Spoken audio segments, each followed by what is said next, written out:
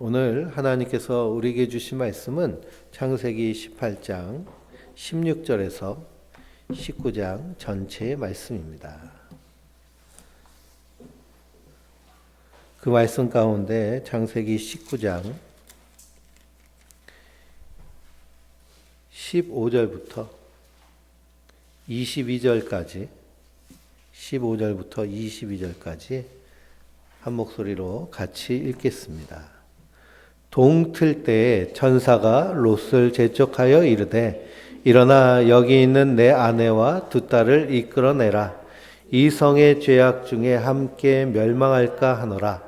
그러나 롯이 지체하매 그 사람들이 롯의 손과 그 아내의 손과 두 딸의 손을 잡아 인도하여 성 밖에 두니 여호와께서 그에게 자비를 더하심이었더라. 그 사람들이 그들을 밖으로 이끌어낸 후에 이르되 도망하여 생명을 보존하라. 돌아보거나 들에 머물지 말고 산으로 도망하여 멸망함을 면하라. 롯이 그들에게 이르되 내 주여 그리마옵소서. 주의 종이 주께 은혜를 입었고 주께서 큰 인자를 내게 베푸사 내 생명을 구하였사. 내가 도망하여 산에까지 갈 수 없나이다. 두렵건대 재앙을 만나 죽을까 하나이다. 보소서 저 성읍은 도망하기에 가깝고 기도하오니 나를 그곳으로 도망하게 하소서. 이는 작은 성읍이 아니니까 내 생명이 보존되리이다.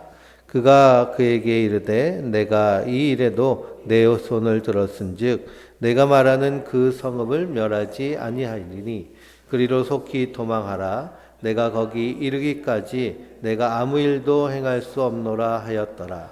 그러므로 그 성 이름을 소알이라 불렀더라. 아멘. 할렐루야. 하나님께서 주시는 은혜와 평강이 우리 성도님들 위해 충만하시기를 주님의 이름으로 축원드립니다. 우리가 창세기를 통해 아브라함에 대한 말씀을 함께 나누고 있습니다.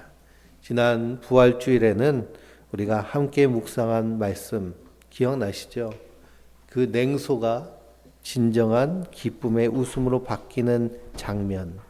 그 장면의 핵심은 하나님께서 사라에게 하신 말씀입니다. 여호와께 능하지 못할 일이 있겠느냐? 하나님이 못하실 일이 있겠느냐? 부정적 편향에 빠진 우리는 항상 이 하나님의 말씀으로 우리를 일깨워야 될 줄 믿습니다. 여호와께서 능히 못하실 일이 있겠느냐? 야, 하나님이 못하셔? 우리 안에 부정적인 생각 그리고 부정적인 마인드가 올라오면 항상 이 말씀으로 우리를 깨우쳐 나가서 우리 안에 있는 부정성이 깨지는 놀라운 역사가 있기를 주님의 이름으로 축원드립니다. 오늘 말씀은 그 직후의 이야기죠. 하나님의 아브라함에게 약속을 주시고 떠나는 장면부터 시작해서 우리가 너무나 잘 알고 있는 소돔과 고모라가 멸망하는 장면, 그리고 그 사이에 롯과 그의 가족이 그 도시에서 나오는 이야기까지 연결되어 있습니다. 오늘 말씀을 우리가 함께 나누면서 생각할 것이 있는데요. 우리 성도님들은 지금까지 살면서 가장 떠나기 힘들었던 것은 무엇이었나요? 가장 떠나기 힘들었다. 그래서 우리 PPT를 보면 당신의 발목을 잡고 있는 무거운 중력은 무엇입니까? 라고 말하고 있죠. 나를 발목 잡고 있는 무거운 중력. 지구가요, 엄청난 속도로 지금 돌고 있습니다. 그래서 24시간 동안 한 바퀴를 돌거든요. 이 속도가 얼마나 빠른지요. 근데 우리는 지구에 붙어 있잖아요. 만약 붙어 있지 않으면 어떻게 될까요? 우주로 다 날아갔을 거예요. 지구가 우리를 꽉 붙잡고 있는 걸 뭐라고 얘기할까요? 중력이라고 얘기해요. 그 중력이 얼마나 센지 지구가 엄청난 속도로 돌고 있는데도 우주로 튕겨나가지 않고 이 땅에 붙어 있습니다. 근데 우리의 인생을 붙잡고 있는 이 중력이 있어요.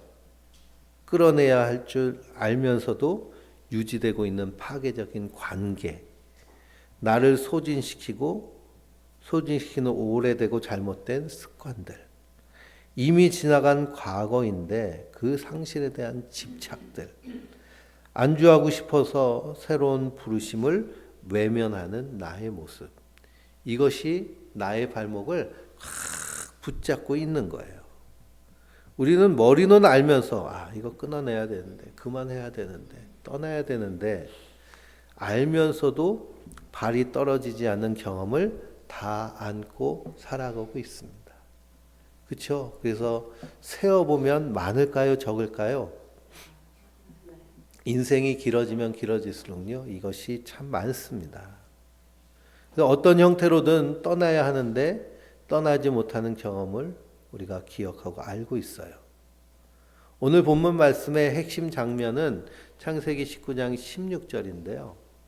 그 말씀 보면 롯이 지체하며 그 사람들이 롯의 손과 그 아내의 손과 두 딸의 손을 잡아 인도하여 성 밖에 두니 여호와께서 그에게 자비를 더하심이었더라라는 말씀입니다.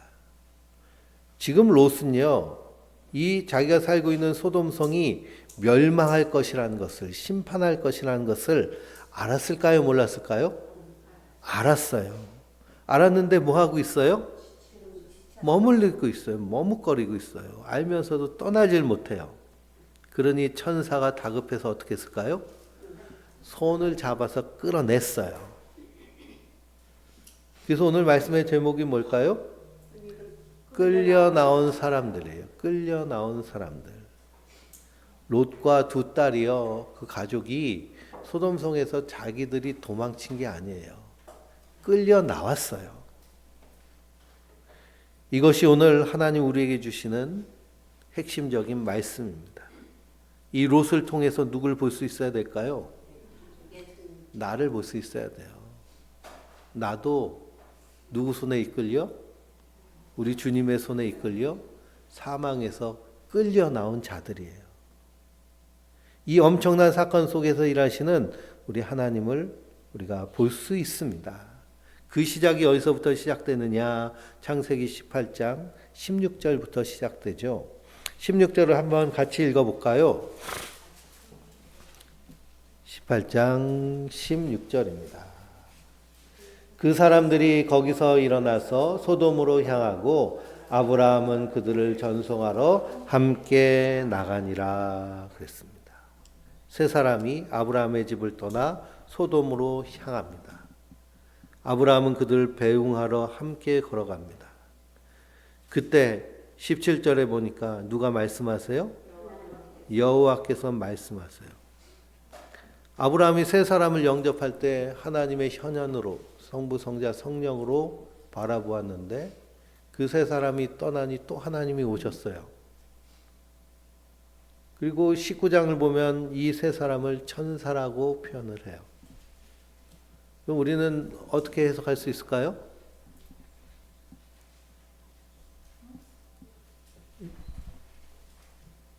하나님께 능치 못한 일이 있겠느냐. 우린 자꾸 한 개체를 하나님 단독으로 보는 경향이 있는데요.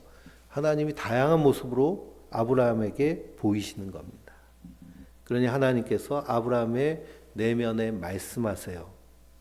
17절에 보니 여호와께서 이르시되 내가 하려는 것을 아브라함에게 숨기겠느냐 하십니다. 숨기겠느냐. 하나님께서 질문하시는 거죠. 내가 하는 일을 너한테 숨기겠니? 어떻게 하시겠다는 거예요? 다 말씀하시겠다는 겁니다. 그럼 하나님은 왜 아브라함에게 숨기지 않고 다 말씀하셨을까요? 하나님은 아브라함과 언약의 관계에 있기 때문이에요. 18절에 아브라함은 강대한 나라가 되고 천하 만민은 그로 말미암아 복을 받게 될 것이 아니냐. 너 나랑 언약을 맺었잖아. 그러니 나는 너에게 모든 것을 알려줄 거야. 19절에 내가 그로 그 지식과 권속에게 명하여 여호와의 도를 지켜 공의와 정의를 행하게 하려고 그를 택하였나니 라고 말씀하십니다. 그러니 이 언약을 위해서 하나님이 아브라함을 택하셨어요. 그리고 하나님이 하시려고 하시는 일을 다 말씀하십니다. 우리가 지난주에 거울 신경에 대해서 함께 말씀드렸죠. 거울 신경은 우리 안에서 또 다른 존재와 강한 연결을 만드는 우리 안에 있는 신경체계입니다. 하나님과 강한 연결을 우리가 마음속에서 느끼게 되는 것은 무엇 때문일까요? 거울 신경이 있기 때문이에요. 아침마다 말씀을 묵상하고 우리가 명상과 기도를 통해 하나님과 동행하는, 쉬지 않고 기도하는 그 삶을 살아낼 때 우리 안에서 이 거울 신경망은 하나님과 아주 강하게 연결이 돼요. 아주 강하게 연결이 되면서 그 안에서 하나님을 신뢰하고 그분을 강력하게 의지하게 돼요. 그때 나오는 호르몬이 있는데요. 뭘까요? 옥시토신이라는 호르몬이 강력하게 나와요. 그러면 그 안에서 이 유대감과 신뢰감이 넘쳐요. 그래서 하나님과 이런 강한 연결성이 있는 사람은요, 광야에 홀로 있어도 외롭다는 마음이 들질 않아요. 왜냐? 이 옥시토신이 활발하게 분비되면서 하나님에 대한 강한 유대감, 하나됨, 신뢰감이 넘치기 때문입니다. 우리의 신앙생활은요, 늘 이것을 잘 누릴 수 있어야 돼요. 인간은 누군가를 진짜 신뢰할 때, 쭉 신뢰한다는 건 그 사람에게 중요한 정보를 공유할 때, 그것 자체가 신뢰를 더 깊게 만드는 거예요. 하나님이 아브라함에게 하나님이 하시는 일, 비밀을 나눈다는 것 자체가 이 관계가 얼마나 깊은지. 그러니 하나님은 아브라함 안에, 아브라함은 하나님께로 얼마나 강력하게 연결되었는지를 우리가 생각할 수 있습니다. 그러니 단순히 이 소돔에 대한 이야기를 알려주시는 것은 정보 전달의 차원이 아니라 내가 너를 그 정도로 신뢰한다라고 하는 관계의 선언이에요. 요한복음 15장 15절은 예수님 뭐라고 하시느냐면요. 이제부터 너희를 종이라 하지 아니하리니 종은 주인이 하는 것을 알지 못함이라. 너희를 친구라 하였노니 내가 내 아버지께 들은 것을 다 너희에게 알게 하였음이라 라고 말씀하십니다. 그 예수님은 우리를 종으로 부르신 것이 아니라 누구로 부르셨어요? 친구로 부르셨고요. 가족으로 부르셨어요. 그래서 예수님을 통해서 하나님이 하시고자 하시는 일을 그 비밀을 우리에게 다 알려주셨을까요? 알려주지 않으셨을까요? 알려주셨어요. 그 비밀이 어디에 있어요? 하나님의 말씀에 있어요. 우리가 하나님 말씀을 날마다 묵상하고 그 말씀 가운데 있는 하나님의 마음, 하나님의 생각, 그리고 이 땅에서 이루기 원하시는 하나님의 뜻을 날마다 찾아 나갈 때 우리 안에서 하나님과의 그리고 그리스도와의 강한 연결, 이 거울 신경망이 강력하게 연결이 됩니다. 그래서 우리 안에서 이 유대와 신뢰가 더 강력해져요. 그냥 날마다 하나님의 말씀을 묵상하는 것은요, 우리 내에서 이 옥시토신을 분비시키는 강력한 일이기 때문에요. 그렇게 할 때 우리 안에 이 충만한 사랑받음이 넘치게 되는 줄 믿습니다. 하나님이 하나님의 일을 나에게 알려주셨구나. 근데 주일날만 성경 펴보고 평일날은 성경 그냥 탁 덮어서 사는 그런 신앙생활을 하면 하나님과의 연결성이 어떻게 될까요? 희미해지는 거예요. 신경망이 강하게 연결되어서 그 안에서 에너지가 나와야 되는데요. 그냥 주일날만 한번 잠깐 연결됐다가 끊어지고 연결됐다 끊어지고. 우리가 일주일에 한 번만 한 끼 식사를 하면 어떻게 될까요? 그러면 우리가 얼마 못 가서 영양실조에 걸립니다. 근데 하나님과의 관계성도 마찬가지예요. 그러니 이 아브라함과 하나님의 관계가 얼마나 친밀한가. 근데 예수님은 우리도 우리 주님과 그런 친밀함을 누리길 원하시는 줄 믿습니다. 이 말씀을 읽는 것은요, 그리고 말씀을 묵상하고 날마다 하나님 말씀 가운데 거하는 것은 의무가 아니에요. 우리 안에서 나를 살리는 놀라운 그런 힘이고 에너지가 됩니다. 그래서 그 말씀을 굳게 붙잡고 이게 하나님 이렇게 이런 일을 하시려고 하는구나라고 발견하고 그 안에서 감탄이 일어날 때 우리 안에 옥시토신 마구 분비되는 거예요. 하나님 우리를 그렇게 만드셨어요.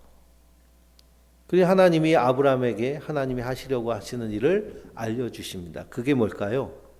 저 소돔과 고모라가 너무 타락해서 그 죄악으로 인해서 심판하시기로 작정하셨다는 거예요. 그래서 천사들을 그리로 보내고 아브라함은 하나님 앞에 서 있습니다. 22절 보면 그 사람들이 거기를 떠나 소돔으로 향하여 가고 아브라함은 여호와 앞에 그대로 서 있더니 그랬어요. 여호와 앞에 그대로 서 있더니라는 말씀은 히브리어로 나가시라는 그런 단어인데요. 단순히 서 있는 것이 아니라 담대하게 앞에 서서 나가는 것을 의미해요. 히브리서 4장 16절을 보면 그러므로 우리는 긍휼하심을 받고 때를 따라 돕는 은혜를 얻기 위하여 은혜의 보좌 앞에 담대히 나아갈 것이니라 라는 이 말씀과 같은 의미예요. 하나님과 강력하게 연결된 아브라함이요. 이 소돔성의 이야기를 듣고 한 일이 있어요. 그게 뭘까요? 소돔성을 위해서 중보 기도를 하는 거예요. 하나님께. 하나님, 거기 의인 50명 있으면 그들도 함께 죽는 건가요? 그건 너무하지 않나요, 하나님? 거기 의인 50명이 있는데 악인들 때문에 그들도 함께 심판을 받는다고요? 이 마음은 어디서 나왔을까요? 하나님에게서부터 나온 마음이에요. 사랑의 마음, 긍휼의 마음. 이게 어떻게 가능할까요? 하나님과 강력하게 연결되어 있기 때문이에요. 그런데 우리가 단순히 아브라함이 하나님과 흥정한 게 아니에요. 하나님과 강력하게 연결된 그 안에서 나오는 그 사랑과 긍휼, 연민의 마음이 기도로 나온 거예요. 처음에는 50명이라고 했는데 하나님 뭐라고 하세요? 50명 있으면 내가 심판 안 하지. 근데 생각해보니까 50명이 안 될 것 같아요. 40명은요? 30명은요? 20명은요? 근데 마지막 아브라함의 그래도 최소한의 양심의 숫자는 뭐였을까요? 10명이에요, 10명. 의인 10명이 있어도 하나님 심판하시겠어요? 하나님 뭐라고 하세요? 그럼 내가 그들을 위해서 심판을 멈출게. 근데 소돔과 고모라가 심판받은 이유는 뭘까요? 의인 10명이 없어서요. 죄가 막 엄청나서 심판하셨다기보다는요, 의인 10명이 없어서. 그러니 죄악이 가득한 도시라 해도 의인 10명만 있으면 하나님은 거기서 뭘 보시는 거예요? 소망을 보시는 거예요. 내가 그들을 통해 회복시키겠다. 그들을 통해 나의 일을 이루겠다. 근데 예레미야서 읽어보면 이스라엘이 심판받는데요. 의인 한 명이 없어서 망했다고 말씀하세요. 의인 한 명. 근데 신약에 들어와서 그 한 명의 의인으로 이 땅에 오신 분이 누구실까요? 예수님이세요. 그리고 우리는 그 예수님 때문에 살아난 자, 생명을 누리는 자, 구원받은 자인 줄 믿습니다. 그래서 우리는 그분과 강력하게 연결되어 있어야 돼요. 우리가 긍정적 내면 소통에 대해서 내가 말씀을 나누면서요. 제가 그 6번의 설교를 정리를 해가지고 좀 이렇게 집중을 시켜서 책을 한 권 썼는데 좀 이렇게 검토를 해야 되는 과정이 있어서 아직 출판을 안 했는데요. 연민에 대해서 제가 말씀드릴 때 그 연민은 돌보는 거라고 말씀드렸잖아요. 함께 낮은 자리에, 상처의 자리에, 아픔의 자리에 내려가서 돌보는 것을 연민이라고 합니다.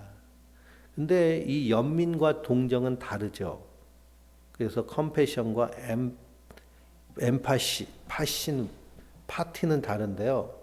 신경학자 타나 싱어가 이런 연구를 했어요. 공감과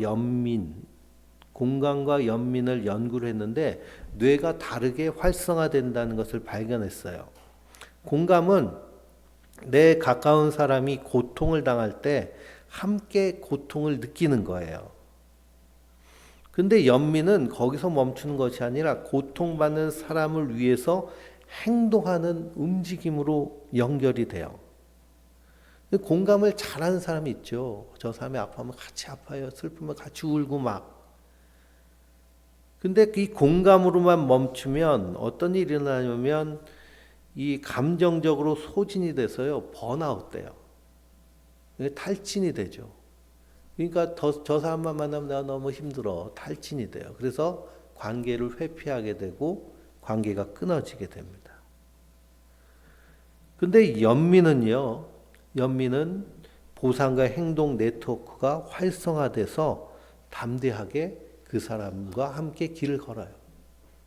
그래서 그 사람을 돌보기 시작해요. 우리 그리스도인들은 그 시작이 어디서부터 시작될까요? 하나님 앞에 서서 기도하는 것에서부터 시작이 돼요. 왜냐? 하나님의 일하심을 믿기 때문에. 내가 아무리 노력을 해도 되지 않는 부분이 있기 때문에. 기도로부터 시작되는 거죠.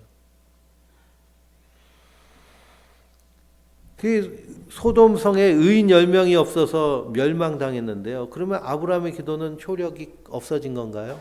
무효가 된 건가요? 창세기 19장 29절 보면 하나님이 소돔을 멸하실 때 아브라함을 기억하셨다고 해요. 그래서 롯을 건져내셨다고.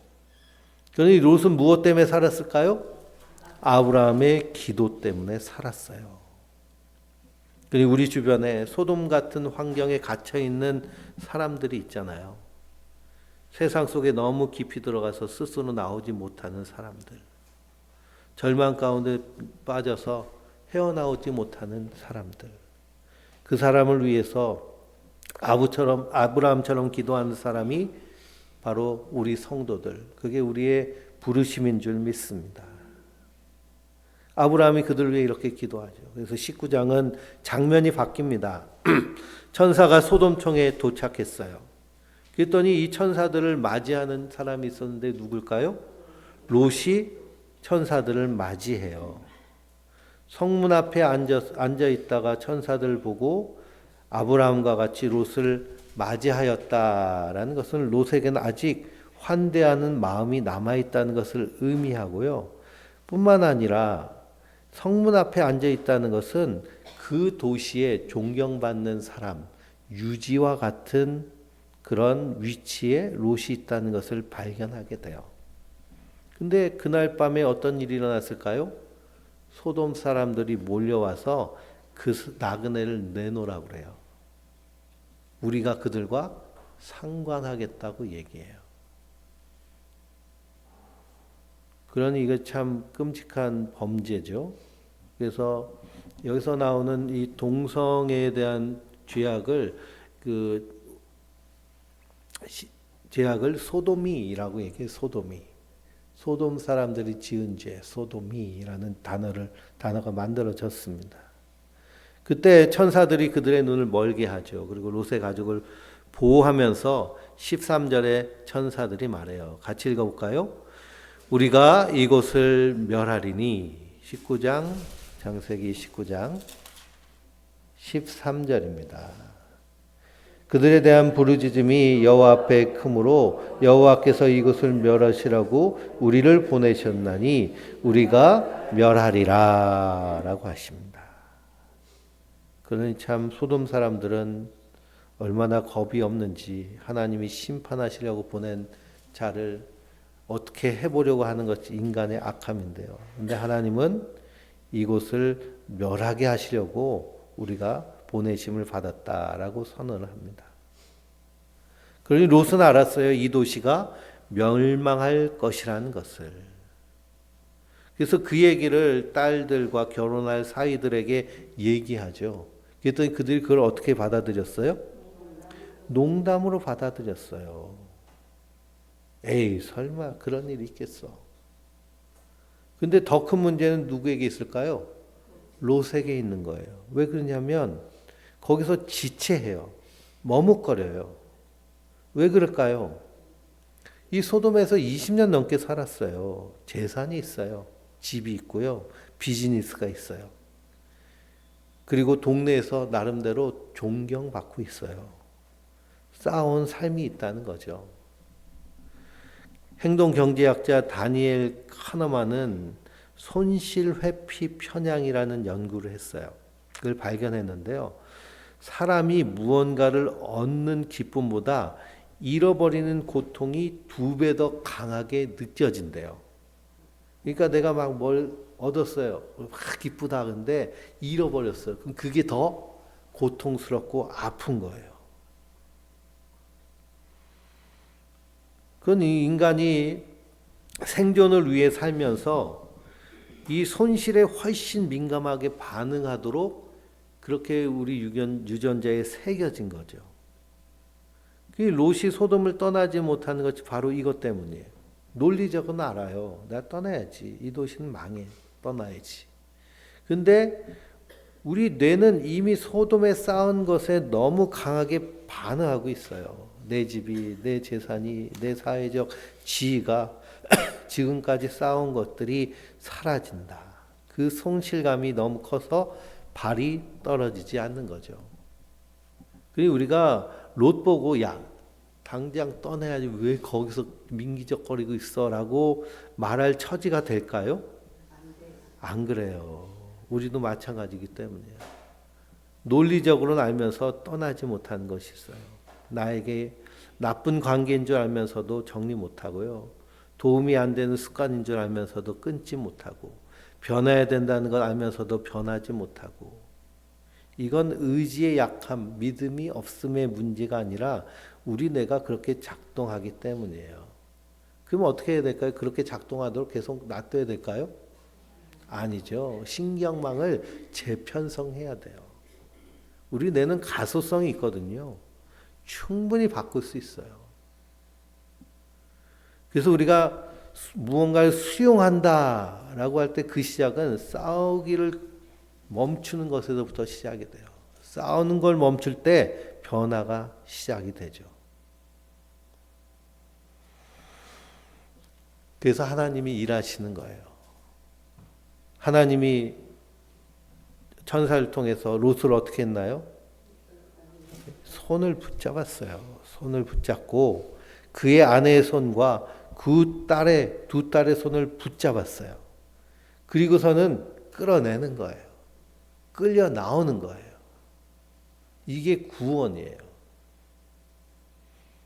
그래서 예수님이 우리를 구속하셨다라는 표현이 성경에 나오죠. 예수님이 우리를 구속하셨어요.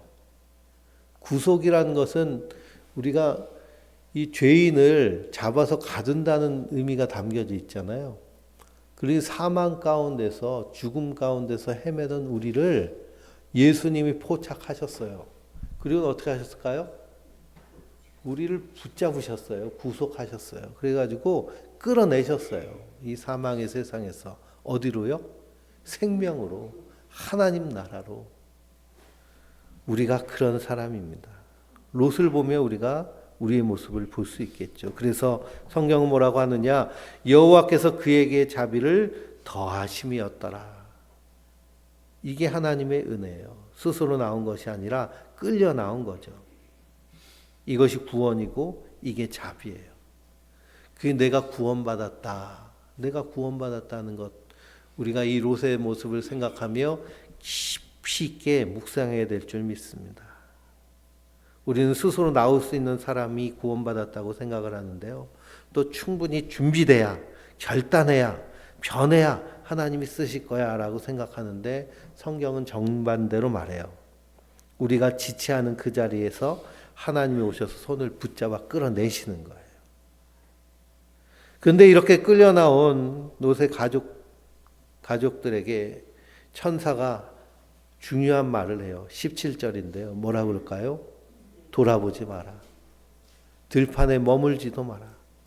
산으로 도망해라. 그래야 살 수 있다. 근데 돌아본 사람이 있죠. 누굴까요? 롯의 아내가 돌아봤습니다. 돌아봤더니 소금 기둥이 돼버리죠. 예수님 누가복음 17장 32절에 이 사건을 이렇게 말씀하세요. 롯의 아내를 기억하라.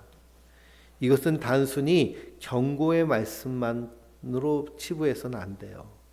예수님의 종말과 재림에 대해서 가르치는 말씀 중인데요. 하늘 소망을 가지고 사는 성도의 모습을 말해요. 뭐 하지 말라는 거예요? 뒤돌아서지 말라. 그리고 뒤돌아서서 머물러 있지 말라. 롯의 아내의 이 내면의 상태를 우리는 잘 파악할 수 있는데요. 이것을 앵커링 편향이라고 해요. 앵커링 편향은 우리가 움직여야 된다는 것을 알면서도요, 큰 닻이 내려가서 그래서 꼼짝달싹 못하게 만드는 것을 의미해요. 우리 뇌는 처음 접한 정보나 익숙한 기준점에 강하게 고정되는 경향이 있어요. 그래서 새로운 상황이 와도 과거의 기준점으로 자꾸 판단하려고 해요. 우리는 암시와 세뇌에 매우 약하거든요. 그러니 어떤 사람이 새로운 이제 관계를 시작하는데 다른 사람이 미리 저 사람에 대한 정보를 줘요. 쟤 참 못됐어. 쟤 못됐대. 욕심쟁이래. 그 얘기를 듣고 그 사람을 만나면 내 안에서 이 생각의 닻이 갇혀버리는 거예요. 뭘로요? 못된 사람으로, 욕심쟁이로. 그럼 그 고정관념을 깨기가 쉬울까요? 쉽지 않을까요? 쉽지가 않아요. 저 사람은 그런 사람이 아닌데 그 암시 때문에 그걸 깨기가 쉽지 않아요. 근데 나중에 계속 관계를 맺어보면 괜찮은 사람이거든요. 근데 관계가 항상 원만할 수 있나요? 좀 안 좋을 수 있죠. 그럼 뭐가 딱 생각나요? 그때 말한 사람, 욕심쟁이래. 못됐대. 거기에 박혀 있어요. 이게 앵커링 편향인데 엄청나게 강력해요. 롯의 아내는 지금 몸은 앞으로 달려가고 있는데 마음은 어디에 붙잡혀 있어요? 소돔성에 붙잡혀 있어요. 내 집, 내 재산, 내가 쌓은 것들, 내 이웃들, 내 도시들, 그것이 정체성이에요. 그 긍정적 내면 소통에서 이 용서에 대한 얘기를 제가 말씀드릴 때 우리의 뇌는요, 스토리 형태로 기억을 한다고 그러잖아요. 그것을 맥 아담스라는 박사님이 연구를 했는데 어떤 스토리로 나누냐면 오염된 서사, 오염된 스토리와 그리고 구원 서사, 구원의 스토리로 분류를 했어요. 오염된 서사는 이렇게 얘기할 수 있어요. 롯의 아내 같으면 내 좋았던 삶이 이것 때문에 망했다. 저 소돔만 아니었어도 내가 괜찮았을 텐데 다 끝났네. 이게 오염적 서사, 부정적 서사예요. 근데 구원의 서사는 어떨까요? 내가 여기서 다 잃어버렸지만 생명을 얻었어. 하나님 인도하신 내가 다시 일어설 수 있어. 그럼 대부분의 사람들은 어떤 서사를 가지고 살까요? 오염된 서사를 가지고 살아요. 그럼 이것을 어떻게 해야 될까요? 구원의 서사로 바꿔야 돼요. 그런데 이게 힘든 이유는 뭐냐면 고통이 주는 것이 기쁨을 통해 얻는 것보다 2배 더 강하기 때문에 그래요. 그 눈앞에 생명이 있어도 뒤에 있는 것을 잃어버리는 고통이 더 크게 느껴지기 때문에. 그래서 성경은 뭐라고 말씀하세요? 돌아보지 말라고 하시는 거예요. 돌아보지 마라. 하나님이 새로운 곳으로 부르시는데 과거의 관계를 못 놓는 것. 하나님이 새 일을 행하시는데 예전 방식에서 벗어나지 못하는 것. 하나님이 용서하셨는데 내가 나 자신을 용서하지 못하는 것. 하나님이 앞으로 부르시는데 내가 잃어버린 것을 계속 집착하는 것. 거기에 대해서 예수님은 롯의 아내를 기억하라고 하시는 거예요. 이 말씀은 경고이기도 하지만 동시에 우리를 부르시는 초대이기도 해요. 뒤를 돌아보지 말라는 것은 과거를 부정하라는 얘기가 아니에요. 과거가 나의 현재와 앞으로를 지배하게 내버려 두지 말라는 말씀이에요.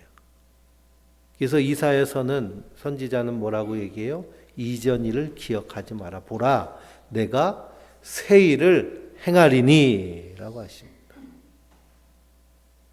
그리고 우리는 먼저 알아차려야겠죠.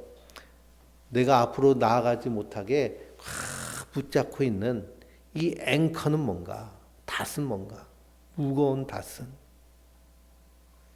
그래서 거기서부터 자유로워지는 데 시작은 알아차림에서부터 시작됩니다. 그래서 그 성에서 끌려 나왔어요, 소돔.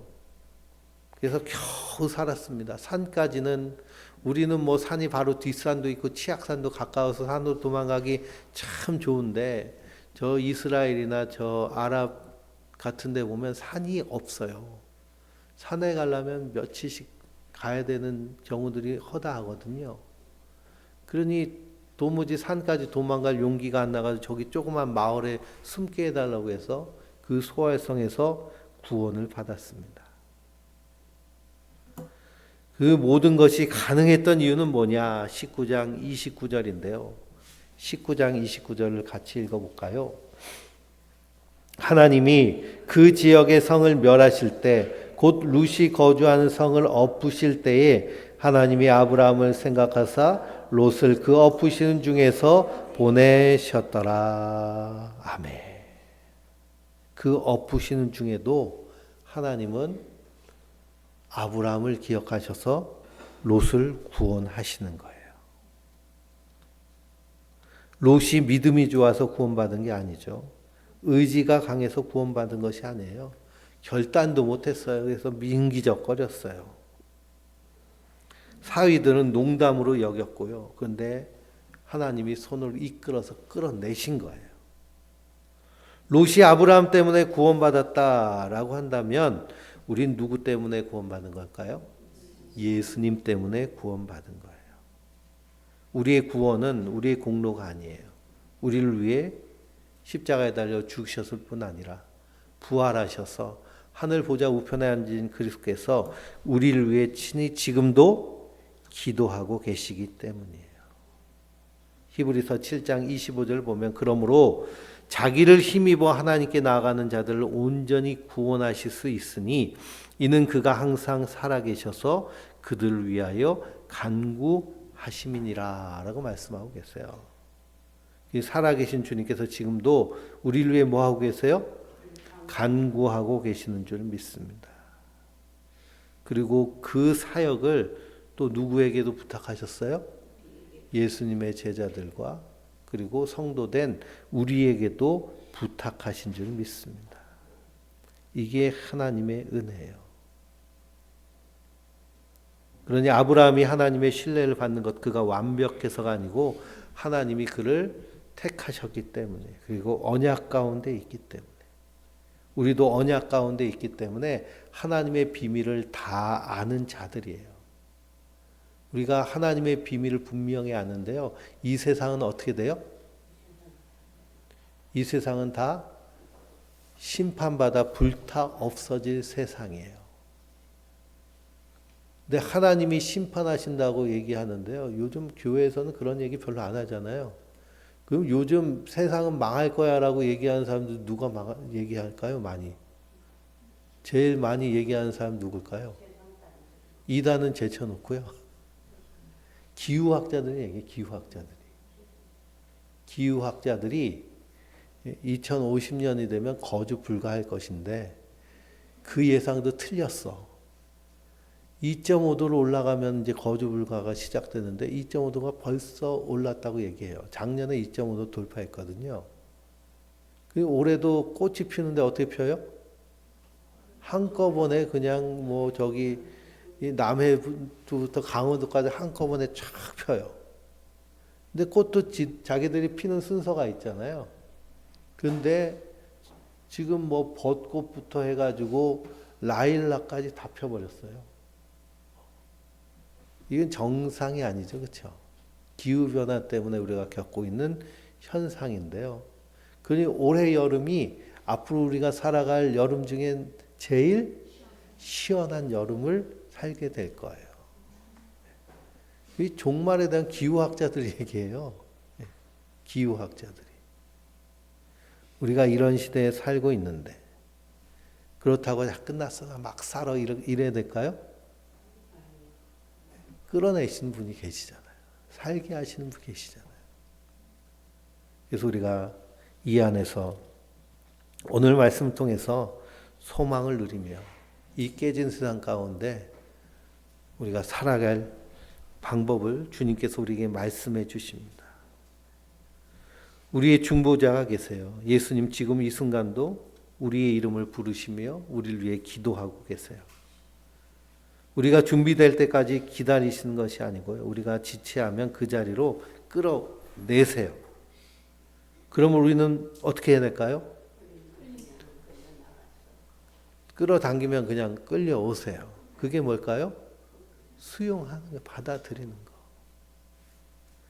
그리고 뒤돌아보지 않는 거예요. 하나님이 새 일을 행하십니다. 그 하나님의 일하심을 날마다 경험하고 그것을 풍성히 누리기 위해서 우리가 아침마다 말씀으로 깊이 내 심령을 채우고 그리고 조용히 명상하며 그 하나님의 기도의 골방에 들어가서 하나님과 깊은 기도, 아브라함이 소돔성을 위해 중보했듯이 우리가 위에서 기도해야 될 사람들이 있잖아요. 그 사람을 위해서 하나님의 마음으로 기도하며 우리가 끌려 나온 사람, 그래서 생명을 누리는 사람으로 생명을 드러내고 또 생명을 전할 수 있는 그런 하나님의 사람으로 승리하시길 주님의 이름으로 축원드립니다. 우리 말씀을 기억하면서 누군가 너를 위하여 기도하네 같이 찬양하겠습니다.